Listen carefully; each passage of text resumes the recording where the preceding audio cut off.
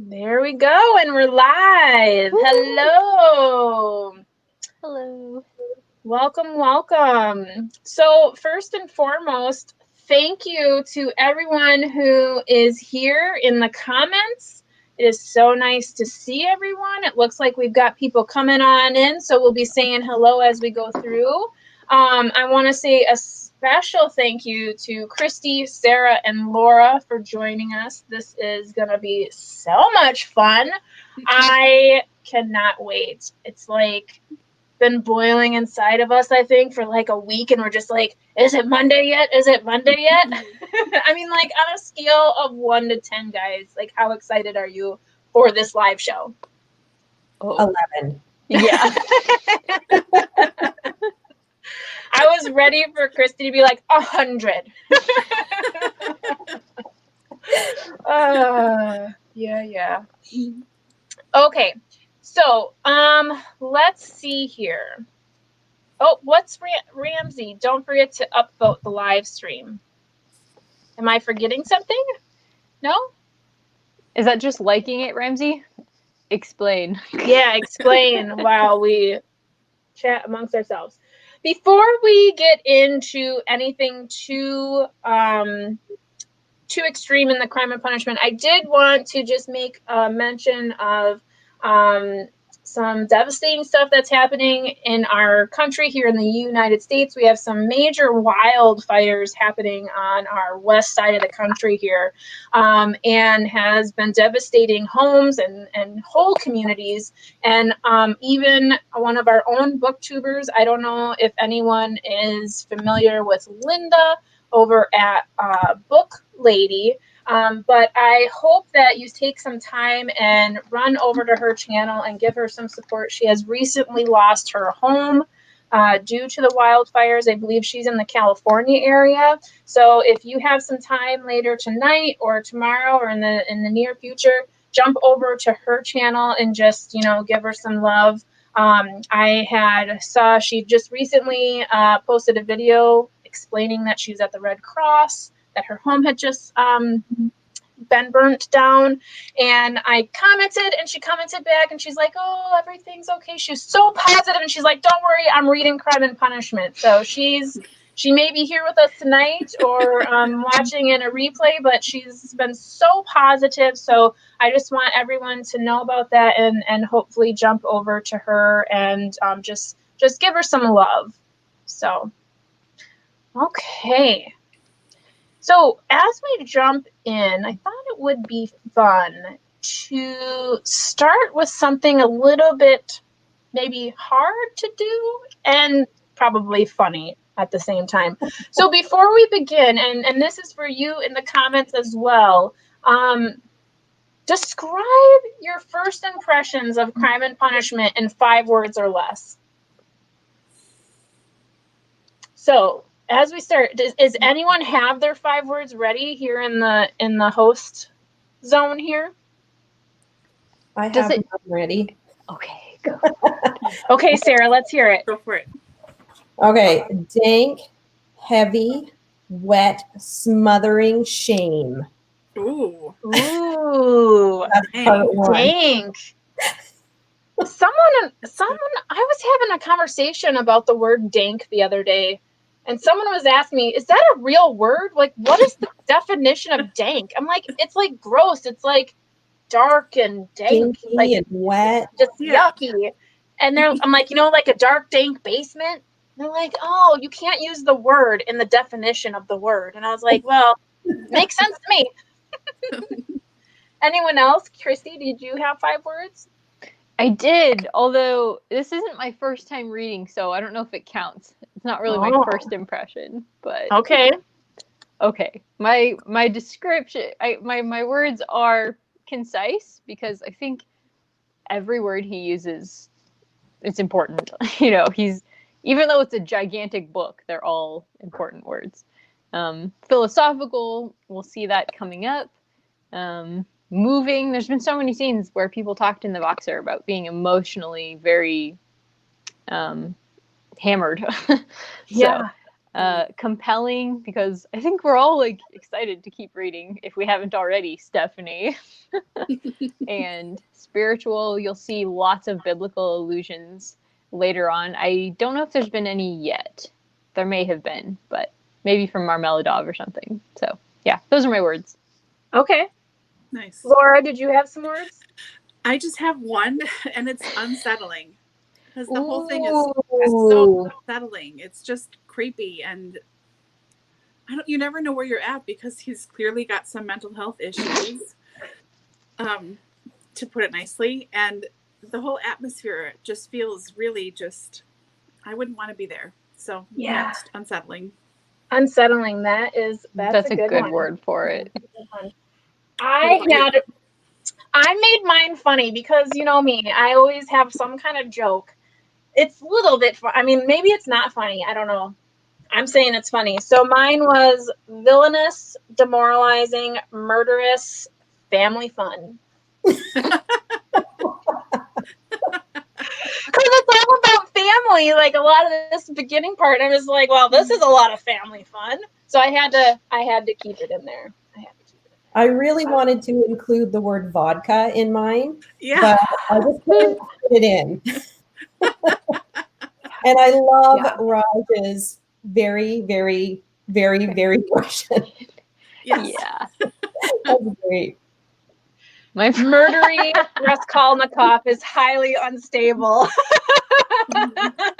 That's a good one. Well done, Victoria. Yeah. Unstable is a good word for him. Yes. Yeah. Whew.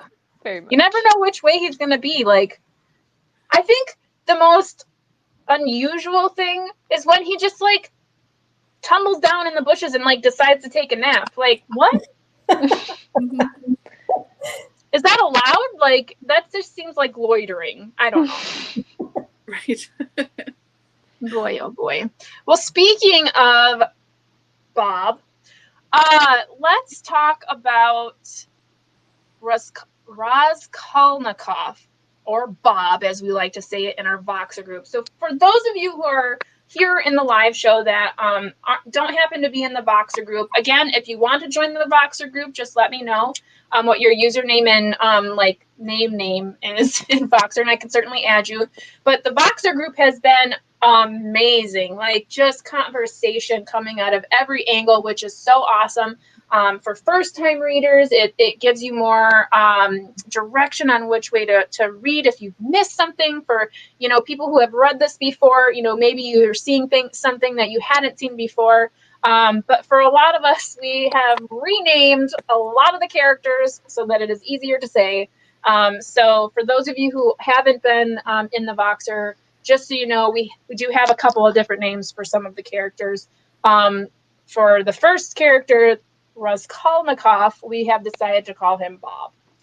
We probably should have went with like Ross or something closer to his name, but Bob just came out and now it's Bob. So, Christy, why don't you start us off with our first question of the evening, which is Bob a villain? All right. Well, I think that's a really fantastic question, because a lot of times if we're reading a book, the hero doesn't just go and kill somebody in cold blood right off the bat. So I really prefer the terms protagonist and antagonist for literature, because a lot of times the question of hero and villain it's just so gray. It's really hard to assign those particular words. So every protagonist has their antagonist. Every antagonist has their protagonist. In this part of Crime and Punishment, so far, I would say that Raskolnikov is our protagonist because we follow him very closely. And his, the woman he murders, I think, is the antagonist, because she is kind of symbolizing the help that he needs to give to his sister. And I think in this portion of the book, we see that he's very upset with, I think, particularly the treatment of women, like Sonia, the 15-year-old girl who was deceived, and his sister Dunya. He kind of wants to be able to help them, and he would give them money if he could, and he just doesn't have very much. You can see that he's giving away his money all the time. And the war in his mind, you know, oh, I shouldn't have done that. That was dumb. I would take it back if I could. That is something that gets talked about later in the book. It's expounded further, but you can see that he has, you know, some good roots in him. So I would say he might end up being our hero, but for now he is a protagonist. And the antagonist, I would say, is the woman who has all the money and is not sharing it, unlike him, who has no money, but he does share it. I think in that scene with the with the 15-year-old, with the young girl, he gives the officer the 20 rubles or whatever the currency is, and after he like walks away, he even like thinks on it like, oh, he's probably just gonna pocket that. Now I'm just giving this money away for a cause that isn't, you know, oh well, it's not gonna work anyways. So I think that's really interesting that you picked up on that. I think Scott in the Boxer group also was one of the people who brought up the what's the word I'm looking for? Like the treatment of women in the book, which I think I feel like there are more female characters right now than there are male characters, or female characters that we've learned of, at least. Yeah, I think. Oh, go ahead. Oh, go ahead. Nope, you're good. I was just gonna say, yeah, the females are a huge part of this book. It's part of what drew me to the book. I was just so surprised at what close attention he pays to the problems that are faced by particularly young females, but also as they grow older, you notice that he notices Sonia's stepmother, Marmaladov's wife, and all of her problems. Woo-hoo! Right. That's awesome. Okay, so I'm just looking through the comments, make sure I haven't lost anything here. It looks like everyone. This is an interesting. I just missed it. This is an interesting comment. I have not read, if it's a book, or seen the movie The Talented Mr. Ripley. I think it's a book. Has anyone in the group here, have anyone read that? Is this comparative? Yeah, Laura? so far. Yeah. The movie too is really good, but yeah, Okay. the book. Okay. Yeah. Who said that? Laura? Yeah, Laura, you're Laura. totally right. Okay. It's funny because I actually disagree with Laura. I don't want him to get away with it. Ooh. Laura in the comments, you mean? Yeah, Laura in the comments. Yeah. But I might be the only person who feels that way. He made me really mad when he did that. I think what we have though in that, you know, is the discussion of good versus evil. Like, are we going to say that his crime is just, so we want him to get away with it? Or is it, nope, you did a crime, you need to serve your time? There's always that constant, like, you know, the statue of justice. She has that scale, and I think that's always, no matter where you are, you're always like, that's always tipping, like, how do we feel about this? And I think that's what's so important about like a just criminal like system, or I'm losing words, but a jury is supposed to be able to sit there and say, is this crime worth prosecuting?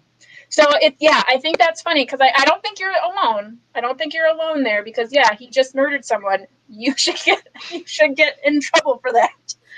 But then, because we are in his head, because we see what he is doing, then it's kind of like, well, but where Christy's coming from is, you know, she's the antagonist. She's the bad person. She's the one that deserves something because he's trying to help the many. So like back in the Voxer group, I believe it was Allie who mentioned is it a question of, does one person be sacrificed to save the many? So is that the question? It's like, there's so many different ways you can take a look at this book. It's crazy. Oh boy. does anyone have any final comments on that particular question? So here we have, is Bob's crime really motivated by trying to be just and help other people when he chooses to do the crime at the exact moment he needs money for his family? That seems very convenient. That's a good question, DT. Yeah. It's a good question. It's a good one. You can bet it will be explored further. I think maybe that's part of why I want him to be punished. Maybe if he goes around and spreads the money to all the poor people, I will feel better about it. But I just feel like he's not going to do that. But I guess we'll find out part 2. Yeah. And I think too, Laura, you really enjoy Robin Hood. And Robin Hood steals from the rich to give to the poor, but does Robin Hood kill the rich in order to do that? Not usually, no. Like bonks on the head, yes, but Yeah. not like stabby stabs, no. Yeah. Well, and I think this is another question that came up in the Voxer. It's the crime is so violent. Like it's not even like stabby stab. It's like And And so even the that's back of the question axe too. too. Yeah. I think he just hit her twice, but Well, I think not that that's I don't not even violent, think he but hits her with the axe. I think he hits her with the bottom of it. Isn't that how it happens? Because it kept saying like the bunt. I wish I would have underlined it, but it's for me the way I was reading it. It didn't even seem like he was using the blade, but he yeah, was I think he was using the back. the back of it just to hit her. But then I think he used the blade on the other sister. Yeah. Like that's where I was like, whoa. She didn't even do anything. She was just like, oh no! So, yeah, very, very violent. Here we go. Ramsey does not think it's a justifiable crime or crimes because there's 2 murders. So, oh, here's an interesting thought. The punishment comes from within. Ooh, that's a good thought. Mm-hmm. Okay. Oh, and Rainy too. Black and white. You do a crime, you got to do the time. I kind of felt Rainy would feel that way. Oh, here we go. Don't even think it's justified. Just rooting for him. I think it. Oh, go ahead. Sorry. Go ahead. No, go ahead. I was just gonna say. I think even if we really are rooting for Raskolnikov, and I think that's totally a good place to be when you're reading this book. You know, he is a human, and I think we will understand his motivations a little bit better later on. But we really want to see society safe and him safe. And, you know, it's never safe if there's somebody who has murdered and not had their crime addressed. So we can root for him and also hope that he gets the best thing for him and society gets the best thing for them. I don't think those 2 things are opposed. Yeah. And that's one thing that I was going to bring up too. Like, is his actions, or will he be redeemed? Is he a redeemable character? Which kind of goes into the second question, which talks about our friend, and hear me try to say this, Marmeladov, or Marv is what I'm going to call him now, because how do you say that, Christy? Marmeladov was what I was Marmeladov. Okay. Just what you said. Yeah, Marmeladov. Okay, so how does the reader feel about Marmeladov? You know, his alcoholism, you know, inability to care for his family. We meet him in a pot house, which is like a bar or a pub or a place where people are just drinking. It smells bad. There's many men in there. And this particular character really did not sit very well with me.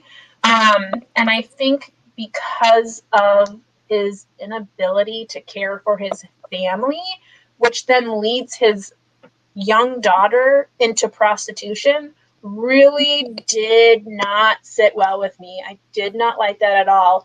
And I found it really interesting that once it got into the Voxer group, a lot of people were compassionate towards him. Like, oh, he has these problems and he loves his family. And I'm like, I don't feel that way. That's he's just drinking. He literally went to his daughter, took 30, whatever the currency is, and then just went to the bar when they thought he was going to be working. Like, he got a new, uniform or whatever it was that he was doing, and he kind of just has literally done nothing for them. And his poor daughter is a prostitute now, and his wife is like, it seems to me she's like sick, like she's not well. His children are starving, and he just continuously comes home completely annihilated. And it made me think about the country itself, Russia. So I started to look up like articles about alcoholism in Russia during that time, and I found an article, and I don't know if me changing my screen is gonna put me away, but so I'm reading an article from the Atlantic, and if I remember to do this, I'll put this in the description later. But it says here, by the 1850s, vodka sales made up nearly half of Russian government tax revenues. That is incredible. And then later in 1917, Lenin banned vodka.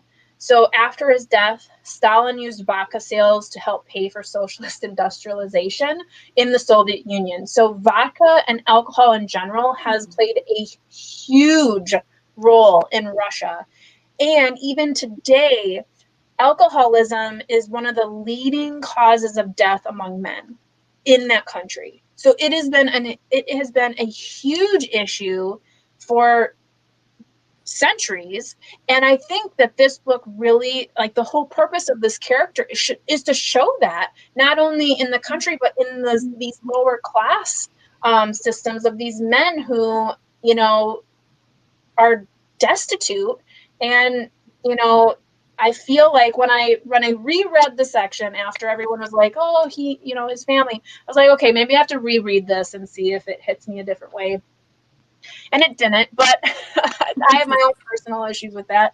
But I think what was interesting is he says, I'm a drunk, and the reason why I'm a drunk, and it's because he just can't ever get out of his hole. He's just like drowning, and he is drunk because he knows he can't provide for his family, so that makes him depressed, I'm sure. So, alcoholism is a disease. It's not, a choice. It's like a mental illness.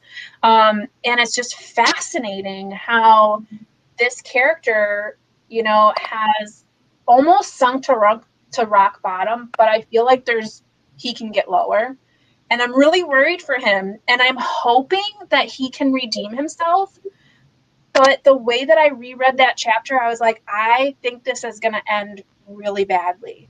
Like, I want him to redeem himself because he does have qualities that, like the Voxer group said, he does actually love his family. He really does. He just, for some reason, cannot get his act together. And I think we see this in today. Like, there's a lot of people that, unfortunately, alcoholism is a huge impact in their life, and they feel like they can't get away from it. And so I really want him to redeem himself. Like, I kind of like him in a like love-hate kind of way. But I don't know. How do you guys feel about that?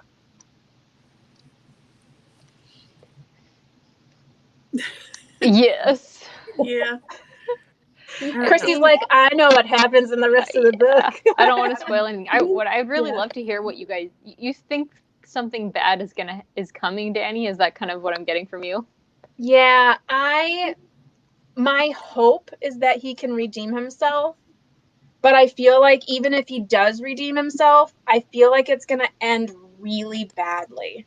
Like, it's not going to be, I don't think he's going to have a happy ending. Let's just say that. Okay.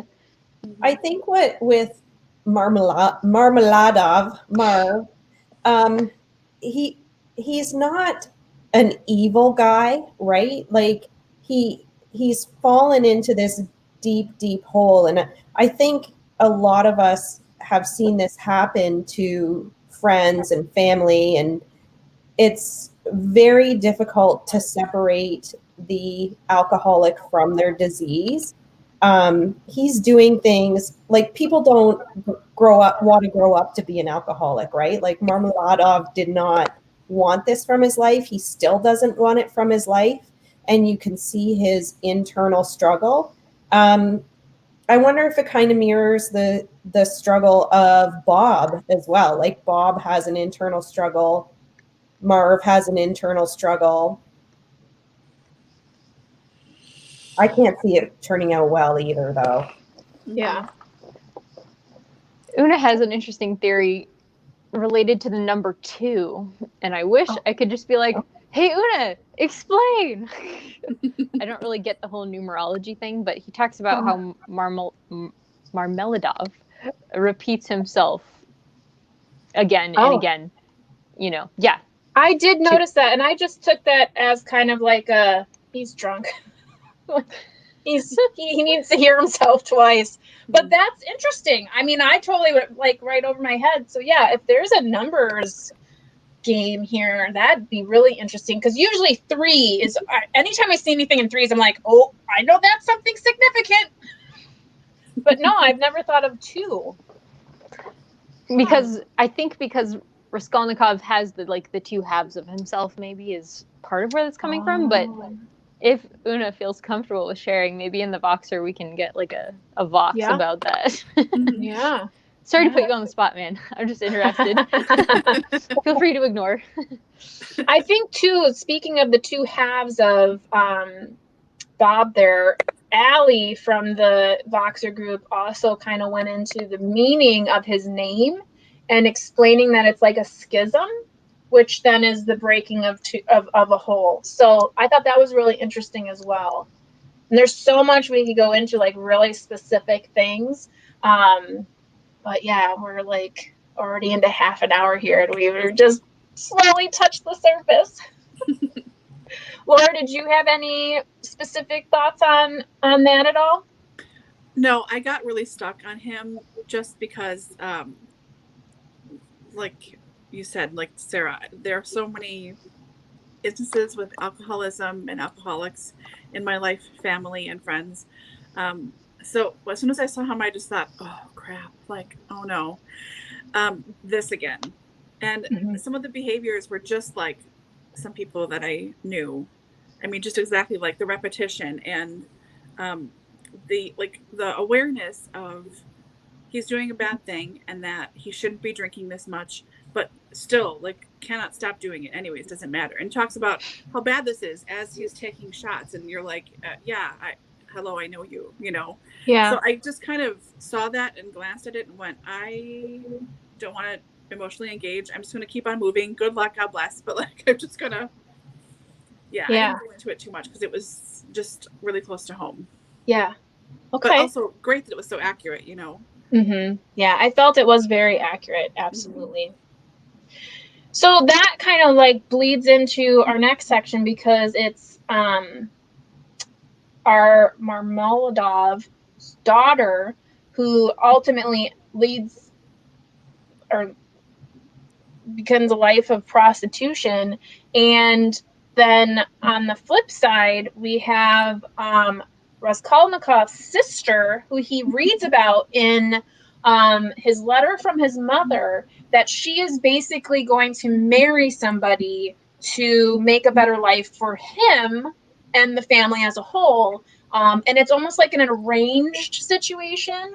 And he gets PO'd, like not happy at all. So I thought maybe the next question would be, you know, why is he so upset about the upcoming marriage, you know, and maybe how prostitution is viewed in this book thus far, versus like this arranged marriage situation, because it seems like he kind of looks at both of them as like the same thing, or even maybe not the same thing, but they're like combating ideals, and he despises both of them.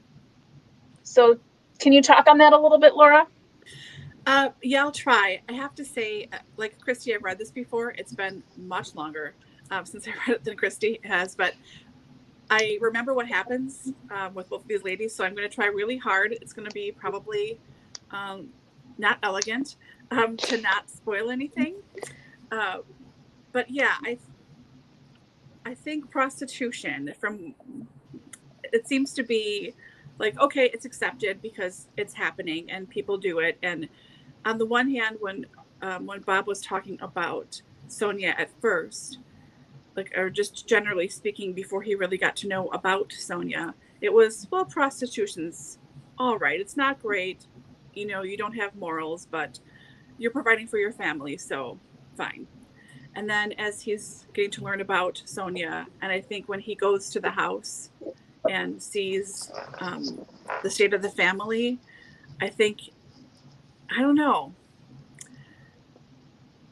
I think he gets a crush on her and sort of likes her, but doesn't like her because she's the one that's providing for the family, but it's not a great reason. So he seems to kind of go back and forth a lot with her with that. And with his sister, man, I don't know. I think he idolizes the women in his life a lot, and probably to his detriment. Oh God, how do I want to say this? This is terrible. Christy, I feel like I'm doing such a bad job.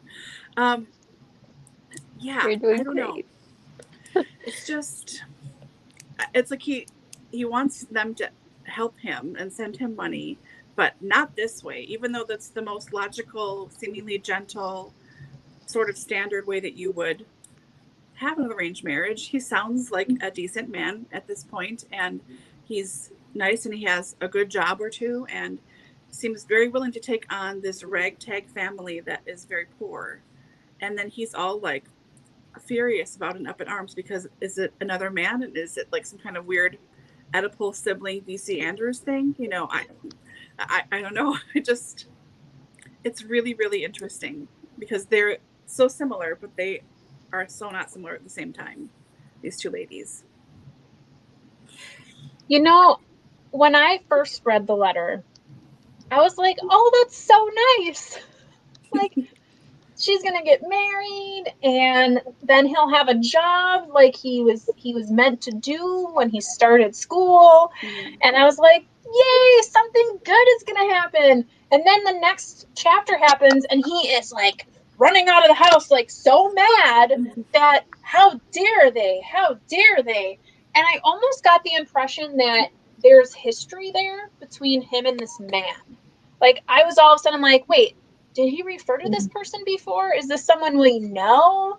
Does he have a history with this person? Like, I'm almost wondering, like, is this someone that he has known from his past that maybe he's the reason he is not a student anymore, or maybe he snubbed him, or, you know, like, I feel like there's history there or something, because it just seemed so outrageous, his reaction, because I don't know, his mother was so like very, like, she just was explaining everything like over and over again. Like, I was like, okay, we get it. She's gonna get married and everything is gonna be fine. But he was so mad. And she's trying so hard to protect him too. Like, it's okay, honey, let me just explain this again. So now remember, this already happened, so you can't do anything about it, so don't get mad. Like, is he a toddler? Do they know he has this crazy anger streak in him? Do they know about this schism already? Is it that obvious, or is it, you know, yeah,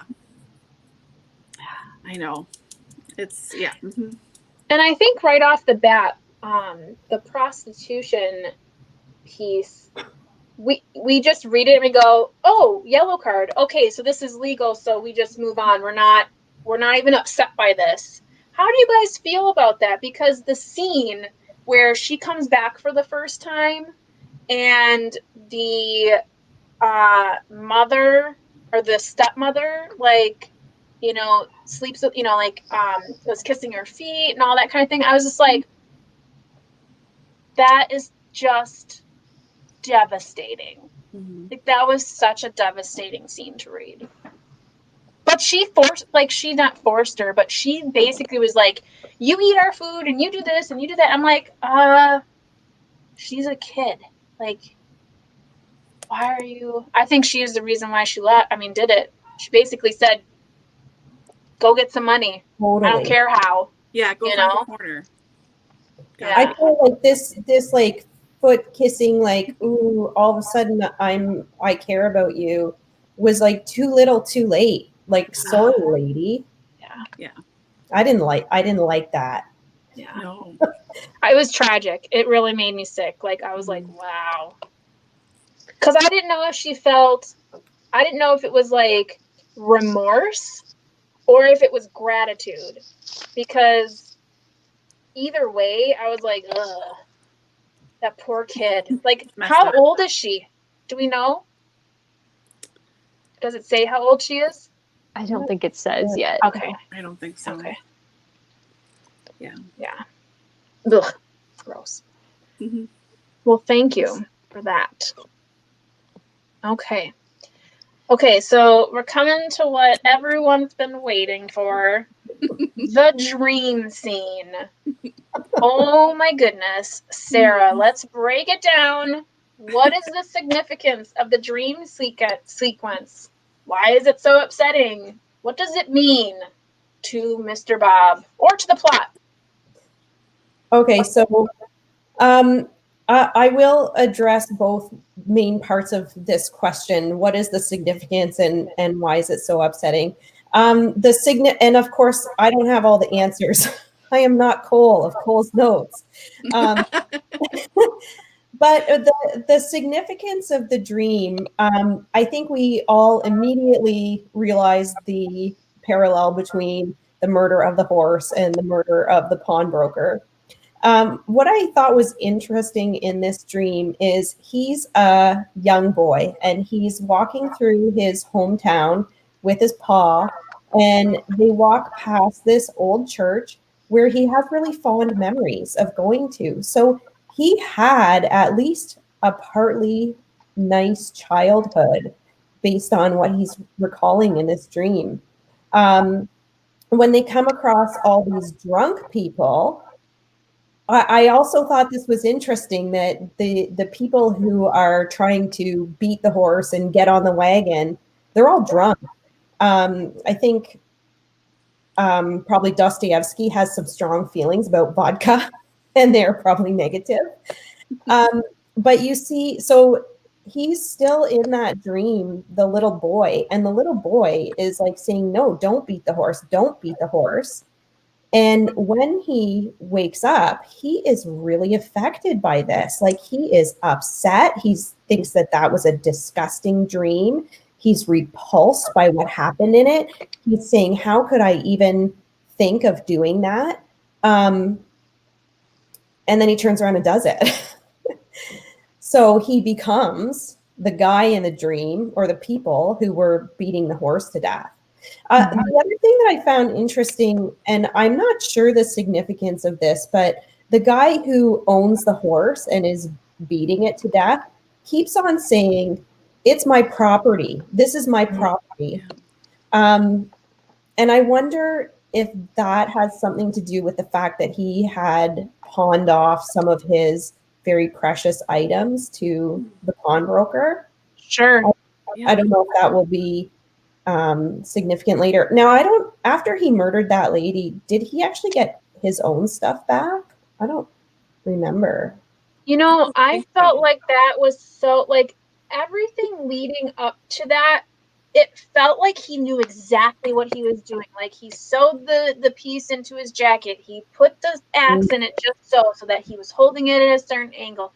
He was so precise. And then when he commits the act, he's like at a loss. Like, which key is it? Am I going to use a key? What should I do? Oh, is that the one in the hall? Oh, I didn't shut the door. Oh, I didn't latch the lock.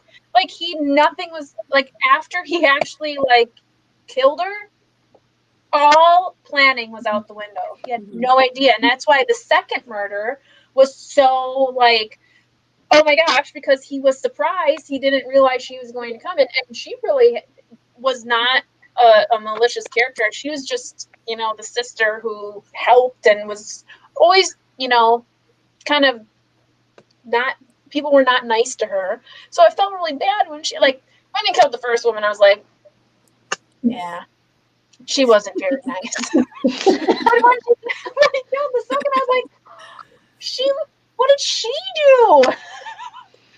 So Which yeah, is- I feel like he didn't even get anything. Like it was an act of like he did this murder and then he didn't even get anything. He just It seems like he grabbed a few things and then kind of gave up. So I don't even know how much he made off with.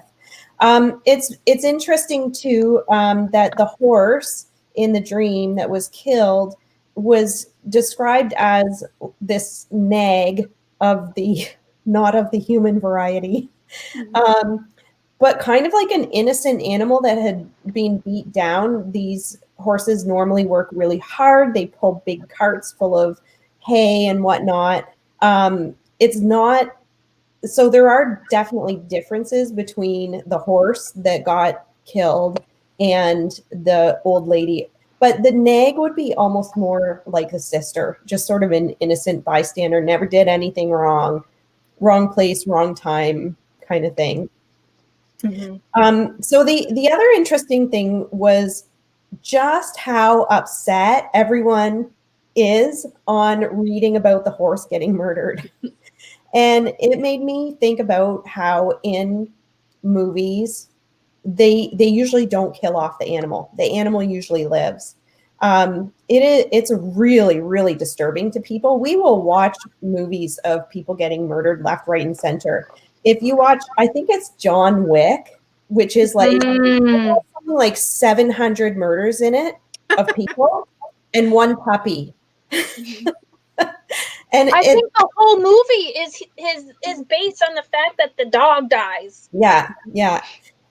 So I did a little bit of research and I did find a study. I don't remember what university it was, but they made up a fake news article about some recent violence in the city and crime outbreaks.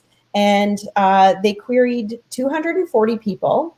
And the article was changed only what the victim was. So it was a couple of paragraphs about how there's been a lot of violent crime lately, for example, and then they list this crime. So they had 4 different versions of the article, one with an adult human being murdered, beaten. I guess they say it was beaten. It's the person's leg was broken and something else. So that I don't think it actually died, but it was savagely beaten. So in one, it was an adult human. They also had a version of the article with a baby. And then they had a version with a 6-year-old dog and a version with a puppy. And the one that elicited the most empathy was the human baby. But next was the puppy. And the human adult lost out to the 6-year-old dog even. So the adult human elicited the least sympathy. And the authors figured that it was, just like I think it was Laura, that the adult human people think that they can protect themselves or that they're responsible for themselves. But the more innocent the person/animal was, the more sympathy that they got. And the adult human had significantly less sympathy than any of those other characters in the article. Wow. Interesting. And it like Dostoevsky spends a lot of time describing the beating of the horse and less time describing the murders. And I think that's because of the symbolic weight that is given to the horse. So that I think is also partly why it was so upsetting. We saw every blow practically until the horse. I don't even want to talk about it. It was really sad, but Yeah. it was that was the most graphic murder of the 3. Yeah. So, and again, I think that is partly because of the symbolism there. Well, and I think too, you can tell by the dream that the horse suffered during its beating. Whereas when Raskolnikov is committing his murders, it's quick. Like he is in no way trying, and he even hesitates because he goes back and he's like, "Oh, should I make sure she is?" And he goes to hit her, and he's like, "No, she should be dead." And he goes back to rummaging through her stuff. So I think there's a tiny bit of compassion there for human life, just a little bit. I think it's more of a they say there's crimes of passion, there's, all different kinds of crime. And I feel like this was more of just a means to an end. Like, this is the beginning of his journey of whatever he thinks this is going to be able to do. So it wasn't like a murder of, I'm going to torture you and make sure you hurt. He just wanted to get it done real quick. Didn't mean to have him, and that's why I think when he went for the second woman, it was because she was more surprised. And that, I feel, there was more description because I think her mental capacities was a little bit different. And so she wasn't like trying to protect herself. She was just more cowering like a child would. So I thought that was really interesting because it was showing more of that innocence piece of how innocent she is, like a child, which makes it even more sad, that chapter. So. I really like DT's comment too. It's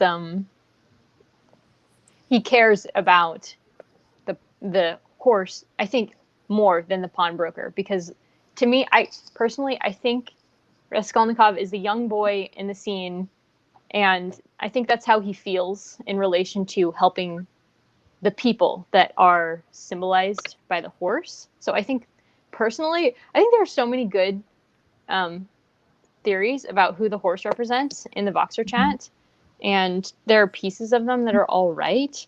I think, in my opinion, somebody mentioned it. Who was it? Well, shucks. There was. I'm sorry. Carolyn Morgan. She mentioned that. I'm sorry. We were still talking about the previous subject, weren't we? The previous question, or were we talking about the dream question still? Oh, no, we're still in the dream. Yep. Okay, good. Yep. Sweet. So Carolyn Morgan said something very similar to what I was thinking, which is that she thought the mayor represented the female, the 15-year-old female, as she's getting started in her life. Sure. And I was thinking it probably represents all the disadvantaged girls that he has just run into. I think that's a really thoughtful point for Carolyn, because the mayor is 20 and she's haggard already. And he specifically mentions that Dunya was nearly 20 last time he saw her. And also Sonia's pretty young. So I think he just has a lot of sympathy for the horse, because in his dream, it's the women that he can't help who are owned by society. That's why the man was talking about they're my property, because women are property in this time period. And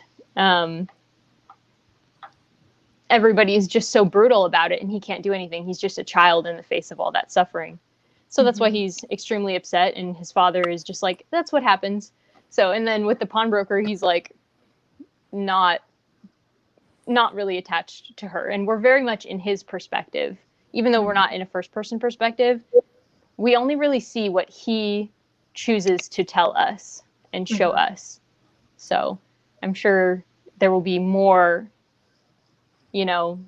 about his thoughts after the deed has completely finished. Right. And I think it was that same message that Carolyn put up, and Sarah, you kind of touched on it too, with all of the people in the cart were drunks. And I believe, and Christy, you may know this as well, that this book was actually first titled like The Drunkards or The Drunks or something like that. So the idea that the title was even meant to be, something that drew attention to this particular issue is interesting. Not only interesting in that respect, but interesting that then it was changed to Crime and Punishment, because that titles always get me. Like, I always, that moment where you find the title in the text and you're like, yes, that's why it's called this. Like, I'm waiting for that moment because I'd really like to know, like, why is it called Crime and Punishment? Like, let's get to that moment. Yeah, the Voxer chat is just ripe with so much good stuff in there of discussion. So again, if you are not in the Voxer group and you'd like to join, please let us know. And then, so to kind of go off of what you just went over, Christy, as well, it looks like Laura here in the comments, women's rights were starting to be a thing talked about. At least that's what is in her footnote. So, and of course, 10 more points to Christy Boy. Thank you, Victoria. Any last comments regarding the dream? Okay, well, thank you, Sarah. Okay, so this next question is out for everyone in our live chat and to us four here, but, you know, what the heck? Why did he murder her? Like, it seems so simple, but I don't think it is. And I think we've touched on it several times throughout our discussion here, but what is the deal? Like, why? Someone brought it up. He literally woke up from that dream and said, I'm not going to do it. And then he turns around and does it anyways. He's so fickle. He really is. He flips like a switch in a bathroom. Yeah. Mm-hmm. I feel like it keeps going, like I feel like he feels helpless because all of the people that he seemingly cares about in his life, or this women's issue, he can't do anything about it. He can't do a thing about it. And this is what he can do. He's worked it in his head that this is what he can do. And he very strategically plans it, you know, in 5 minutes, real quick. But it's like he's made it up in his mind that after hearing these people, because it was actually a conversation he had overheard, which gave him the idea, was it not? Mm-hmm. I feel like it was like was it an officer and like a student that were having this conversation, like, oh, we should just bump off the pawnbroker and then we can give all the money to everybody. Mm-hmm. And then he's like, that's a good idea. And then did it. Mm-hmm. I think we'll see in the future. He has thought about it a little bit. A little bit might be an understatement. He's thought about it before. He's thought a lot about it. He just never had the impetus. The letter. Somebody pointed out that the letter seemed to be his impetus. Yeah. He was pretty frazzled about that. So yeah. I think it's interesting too. Like, he flip-flops on giant things like, am I going to murder this lady or not? And then he flip-flops on little things. Like, something that really stuck out to me was when he's like walking down the road and he feels really crappy and he walks into the bar and he has some vodka and then he says, oh, I was just thirsty or hungry. Now I'm happy. Like, oh, really? Yeah. What? Yeah. Really? It was just really hangry, so you decided to get an axe and murder somebody. No, I feel better. Just bizarre. It was bizarre. Yeah. Danny had asked earlier in the Voxer group whether Dostoevsky and Raskolnikov, they were like, if there was anything of Dostoevsky in Raskolnikov, and in the comments they were talking, I think, about his mental health in the live stream just now. And yes, he did struggle with depression and a nervous condition. And also he lived in very, very poor circumstances at various times of his life. And he did have to write home to his very poor father for money. And only to find out that his father was in a worse state than he was. So I think a lot of the things that we see motivating and disturbing Raskolnikov are things that Dostoevsky experienced. And it's part of what goes into his mental state at the time of the murder. And it's why he's so flip-floppy. He really is all over the place. And all of this will be explained further with his thought processes and with his physical condition. They both play a huge role in why he is the way he is right now. And why he did it. And Christy, I think you mentioned this in the last live show where we were kind of doing an introduction. Dostoevsky wrote this book shortly after he was out of exile, right? So he had been like imprisoned for many, many years, and then he wrote this. Correct? He was imprisoned for like, I think 5 years, and then he was imprisoned for like a couple years, and then in the army for he didn't know how long, for a long time. He didn't know how long he would be, and then he was released from all that after 10 years. And then he went on to write Notes from the Underground, and I don't know if there was anything else right before Crime and Punishment, but Crime and Punishment was maybe a year or two or a couple years after he was released. Right. Because I think it's a lot to say too about what fatigue, malnourishment, all of those things with that actually does to your mental state as well. And as we know, Raskolnikov is living in complete despair. I mean, when I believe is it Natasha? She brings up like tea for him, but he continues to refer to the tea how it's like it's already been like used. It's like old tea or something, and that's how poor he is. That he, and she, I think, like brings him crackers, and then he can't even eat. Like he doesn't even have an appetite, which. Again, I mean, he must be so malnourished that weighs heavily on your mind. Mm-hmm. Okay. So that kind of leads into a couple of things that we have kind of touched on throughout. And Christy, you brought this up right before we started, but let's talk about predictions. Why not think like, hey, we know what happened in this. We know he's committed a crime. What are our thoughts? And for those of you who have already started reading, be careful here. We don't want any spoilers for anyone. But what are our predictions? Now, one of my predictions was for our friend Marv. I want him to redeem himself, but I feel like it's going to be pretty tragic for him. So that's my one prediction for him. What about you three? What other kind of predictions do you guys have without spoiling it, Laura and Christy? And you in the comments as well. Yeah, I'm looking forward to when Dunya comes onto the scene. So I think that will be really interesting to get to know her, not just through Bob's head. See her interacting with people and talking, and yeah. Mm-hmm.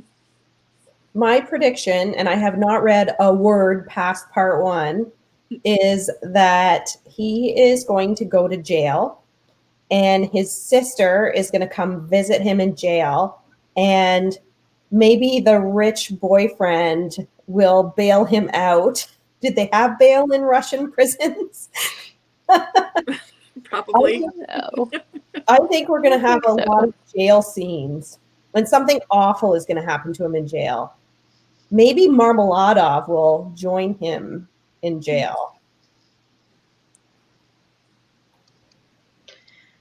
I don't know. Like, I feel like he's going to get away with it for a really long time. Like, I feel like it's going to be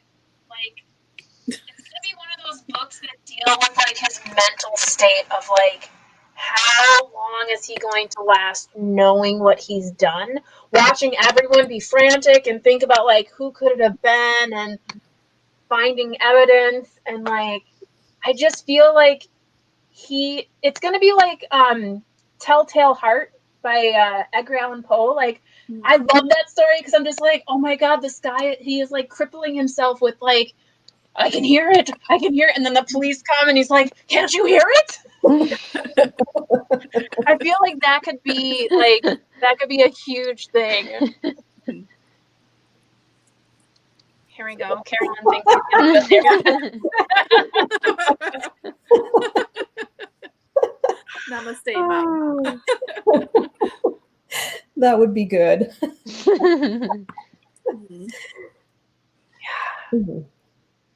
I'm trying to remember. There were so many other points in the Voxer that are just. Allie had so many awesome pieces, and it's like because they happened like days ago, I'm like, I don't remember anymore. But yeah, ugh. Here's Jenna's prediction. Oh, okay. Yeah, I don't know. I want to meet the mom and I want to meet the sister. And I feel like the soon-to-be husband. Okay, here's a question. Is he going to be a good guy or a bad guy? Because right now it just seems like he's like, oh, I'm going to marry this girl and help the family out. But maybe, I mean, that's why I feel like he's upset because there's something that he knows. So I'm like really interested to see this guy. It was a little weird. The whole story was a little weird. So the girl, what was it? She goes and works for this person, and then the wife thinks that they have a little thing going on, and spreads all these rumors about her. Yes, I forgot about that. Yeah. Turns around and then goes to every neighbor in person to say, oh, this wasn't true. She's actually, like, it was just really weird. Just a very, very bizarre story. And people don't act like that. So either Mummy's making up stories or these people are strange. I completely forgot about that. There is a specific line that is in that section, and it almost like I was like, is she pregnant? Because what was it? It was, I wish I would have underlined that. I hate when I do that. I read and I'm like, that's interesting, and then I keep going, and then I completely forget. But there was some verbiage, and if anyone in the comments remembers this, but it's something like, I think they used the word like expectation or something, and it was like, huh, is she pregnant? And then, but she, because she flatly refused him and all that kind of thing. I don't know. That was so weird. Thank you for reminding me of that. I completely forgot about that whole situation. He was such a scummy blah. Because even the way he was described, I'm like, he doesn't sound very flattering at all. No. Yeah. But I think. Sorry, go ahead. No, go ahead. Here's my tabs. Yes. The does seem a little smarmy, like saying, I will pay for your baggage, but you have to pay for your own third-class ticket. So I think he definitely is arrogant. Is he a bad guy? That's a hard question, but there's definitely some weird things going on there, for sure.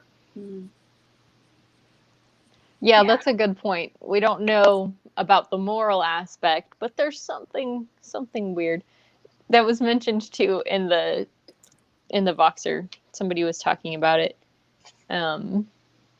How he was mentioned as part of the new school of thinking, and I don't think we've seen a really good representation of what the new school of thinking looks like yet in this book.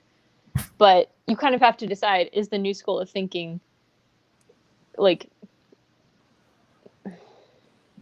good or bad, or just incorrect, or what, or true, And I know that Raskolnikov, he did use the words legal concubine for his sister's relationship with this man, so he clearly thinks that she's being forced into a marriage that is not a marriage of love, and is looking forward to a future of mistreatment. So that's why he's really upset.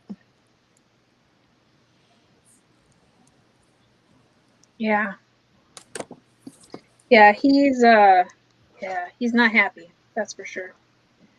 Darn, I'm gonna have to find that and share it in the Voxer group, because that really bothered me. Or it didn't bother me, but it just like, what? And then even at the end too, when he gets up to like leave after writing the letter, the fact that people thought he was drunk, the way he was walking and running away from his place.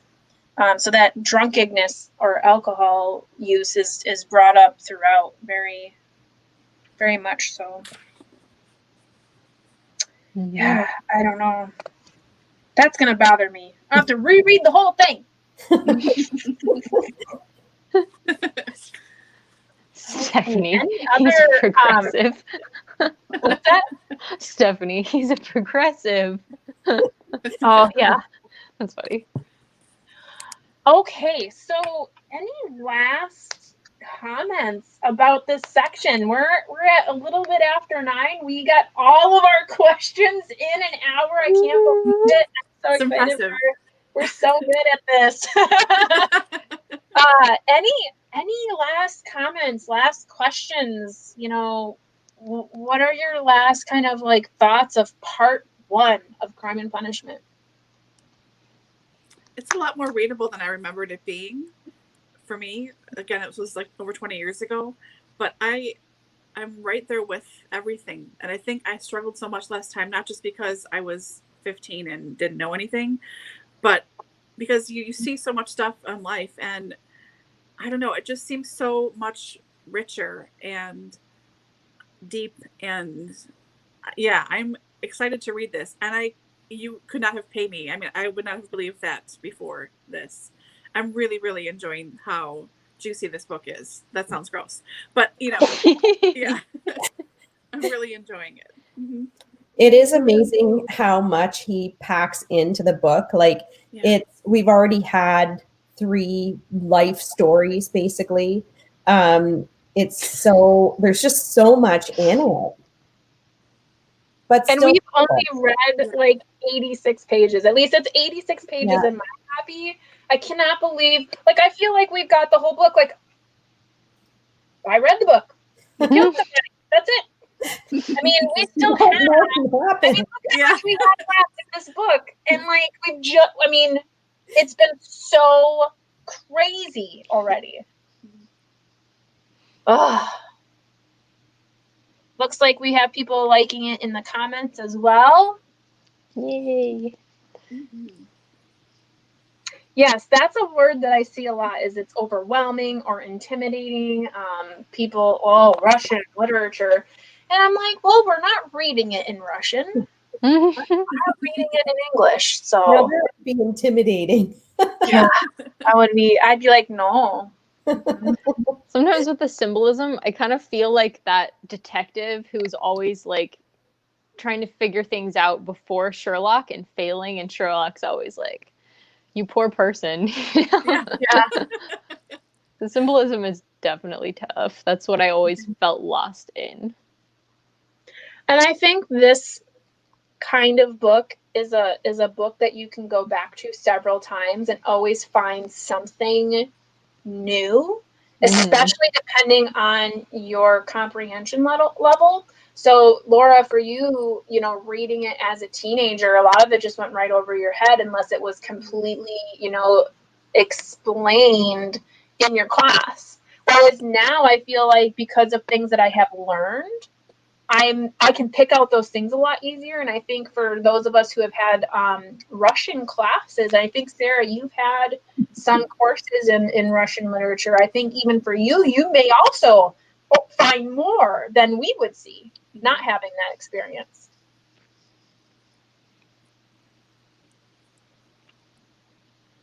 Okay, so we got, and I'm loving it. Is that McDonald's? Yeah. Mm-hmm. Okay.